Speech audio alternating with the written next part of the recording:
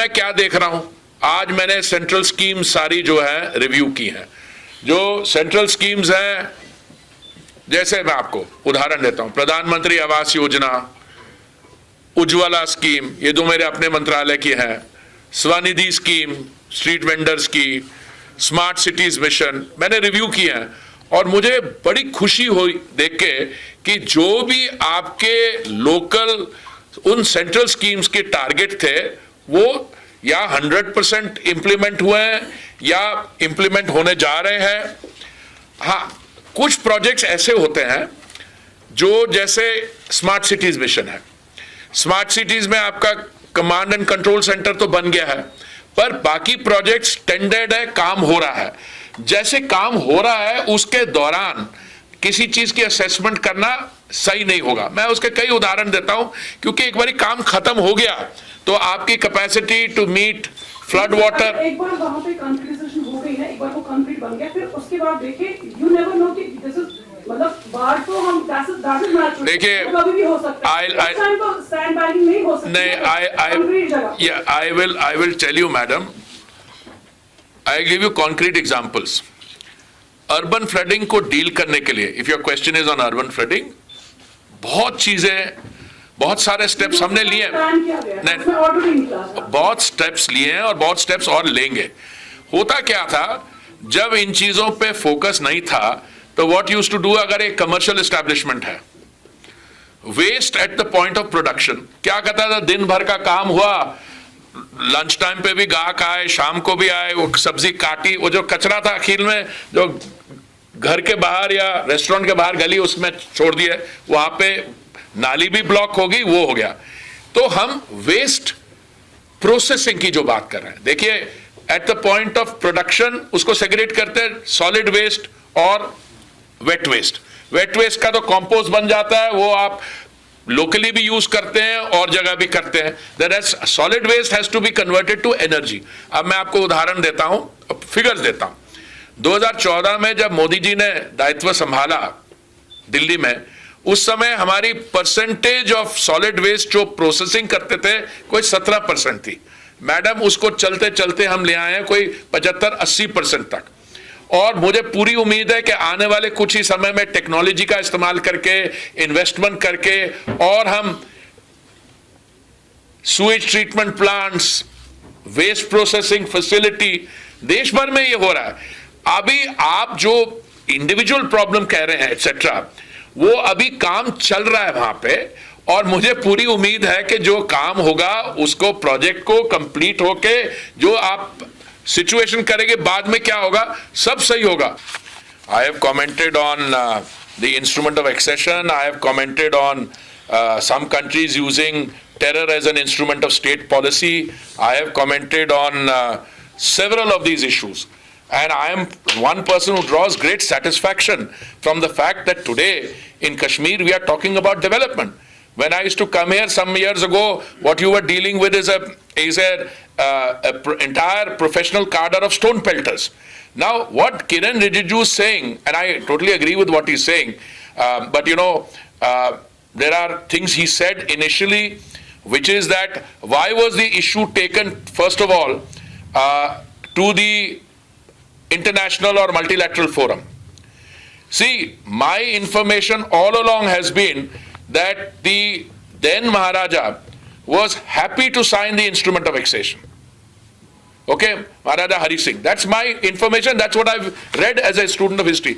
But somehow the political leadership in Delhi were saying, I mean, I read a quote today, which has come in one article, I read it hurriedly early in the morning, saying that they wanted it to be more broad-based, and therefore they wanted a plebiscite, or they wanted to take it to a multilateral forum. I think you can't have a higher degree of folly than that. Folly, I use the word mildly. I mean, this is your problem. देखिए, ये terror from outside and the stability and situation inside, there is a coefficient, there is an umbilical relationship. आप destabilize करते हैं, कौन करते हैं, किसके कहने पे करते हैं, उसके साथ state suffers.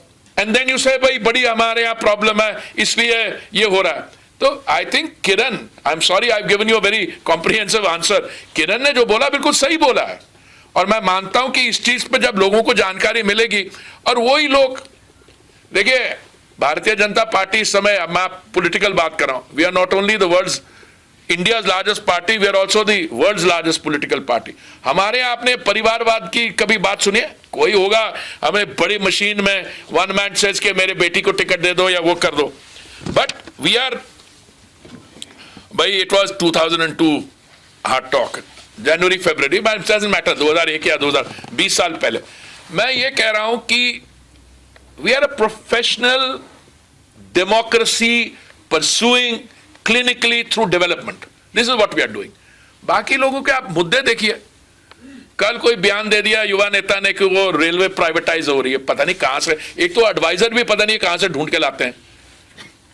तो आप देखिए, इसकी जो आपने सवाल पूछा, 1947 में गलती हुई, उससे पहले गलती हुई, अपीजमेंट की पॉलिसी चली, I don't, since you asked me a question, I'm very happy to staring you in the face that making that reference and calling for a plebiscite, etc., was a, I don't think it's a folly, I think it's a monumental blunder. So I agree with my dear friend and colleague Kiran Rijiju entirely. But I also tell you something, because you made that mistake, other people took advantage of it.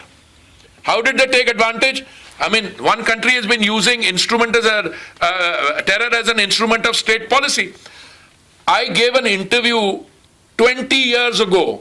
We are in 2022. मैं बात कर रहा हूँ 2002 की है ना वो heart talk, 2002 ना, 2001, even more than 22 years ago, 23 years ago, yeah, 21 years ago. Sorry. Now, this was an interview on BBC Hard Talk. You can still see it. And in 2001, I had said, this is a problem created from across the border. But they could create that problem because we or somebody on our side had allowed them to do it. That is the real story. You know, in all this discussion on terrorism, people are not able to understand that the terrorist takes away the most important right of all, that is the right to life. Because democracy is based on resolution of differences. But if somebody is using a gun in order to enforce his point of view, he's taken up human rights की बात करते हैं, but the most fundamental right is the right to life, and the terror instrument takes that away. The terrorist takes it away. So it is absolutely important to understand that, and it is crucial for us to know what we are dealing with. Therefore, when I come to Kashmir now, when I was civil aviation minister, आपके यहाँ कितनी footfall था श्रीनगर में? 32,000 से लेकर 40,000 एक दिन में। मई इस साल कितना हुआ? 1,20,000 हो गया। Okay, what is the major demand now? We had a summit meeting of what is it, CREDAI or one of our NARETCO in Jammu. We are going to do one here because of the special features of 370. I mean, here it was meant to help the state. It became a millstone around it. Nobody could make an investment here. See the difference now. Now people are investing in economic development in the state of J&K because of the government's far-sighted decision to remove that millstone around the state's neck. Petrol price और diesel price कैसे determine होती है? हमारा crude oil imports के लिए we are 85% dependent on imports.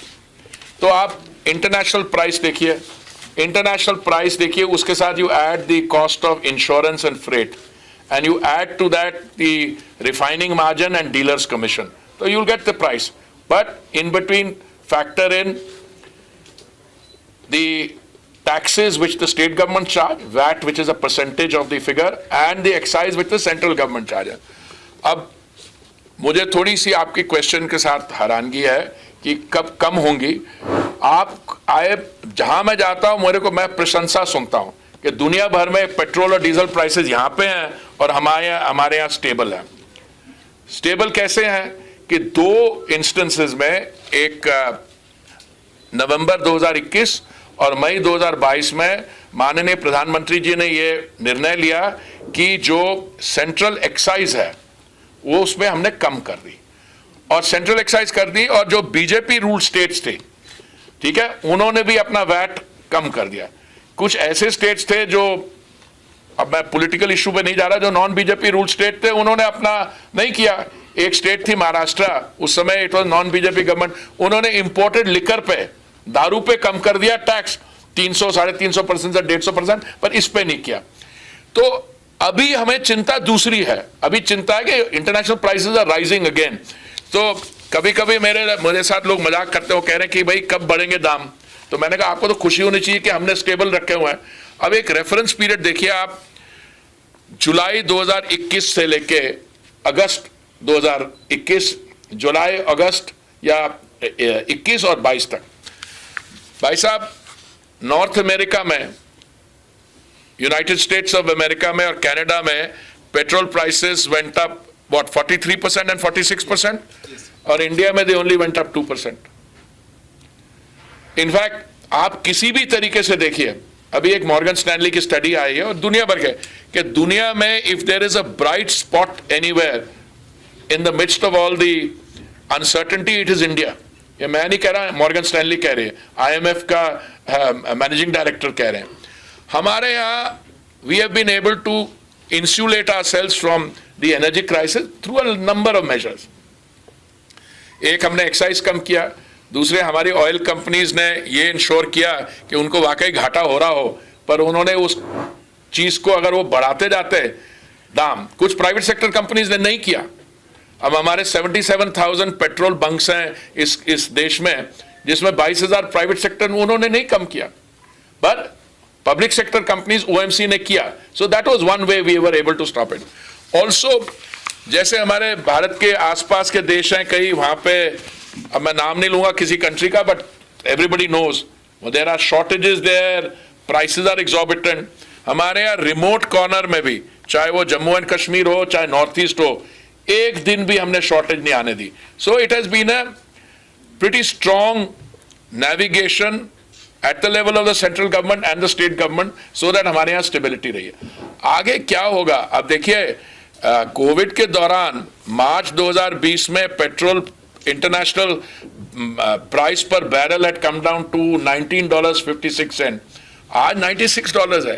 पिछले 4-5 दिनों में और ऊपर गया है। तो इस समय हमारी जो, I don't answer hypothetical question because ये मार्केट रिलेटेड है, बट हमारे सेंट्रल गवर्नमेंट की तो यही कोशिश रहेगी कि प्राइसेस रिमेन स्टेबल।